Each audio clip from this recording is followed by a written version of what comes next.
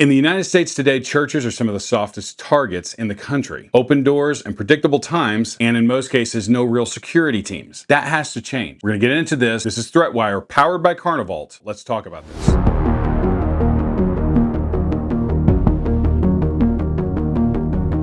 As we've seen in recent weeks, attacks on Christians across the world is ramping up. We need to be aware of this and apply some common sense measures to protect our parishioners and our communities. You can thwart an attack just by having a few things in place. But without these simple steps, you are begging for disaster. If you're a parishioner, you're a part of the flock. Keep your eyes on your community. Pay attention to see if somebody is acting odd or they are loitering in places that they should not be normally. Watch for people leaving bags, acting nervous, and being withdrawn from a conversation. As churchgoers, we want to invite people in, but we also have to weigh the risks. The Bible says, be shrewd as serpents, harmless as doves, and I think that applies here. In the event of an attack, your job is simple. Get you and your family off the X. Get out and get safe. Staff and pastors, you have an important role in that you are really in charge of all of the planning for emergency response. Work with your security team if you have one. It does not matter the size of the church because every church can be a target. Designate responsibilities. Who's going to call 911? Who's going to give direction to the crowd? And who is going to respond in specific ways? These are all parts of your responsibility, and your responsibility to your church is to keep people safe and to be a good shepherd. Now, one of the things that I will also mention here, talk to your people who are on stage throughout the services from week to week. Have them be aware that they can be the first alert. That is an important role and another thing for you to put inside of your plan. Now, if you have a security team, great. You also need to think about a few things that you're going to need to make sure that you have, and that is well-trained and vetted. We need to do background checks on everybody. This is not being judgmental. It is just being shrewd and smart. Also, communication is going to be key for your security team. Invest in a radio system. It does not have to be super sophisticated, just a means of communication between your security team members. If you have a larger budget and you can afford a more sophisticated system, I would suggest putting in a closed circuit TV system so you can monitor hallways and all entrances and exits while the services are going on the weekends or at any other time that there's a big event going on. If you don't have a security team, it's time to start one. Pick a qualified, well-vetted leader and have him build the team. It's a very important thing for us to consider. We also have to understand history, and Christians have been targeted since the beginning, and there is nothing more biblically sound than protecting the innocent and saving lives. This is John with ThreatWire, powered by Carnivalt. We'll see you guys on the next brief.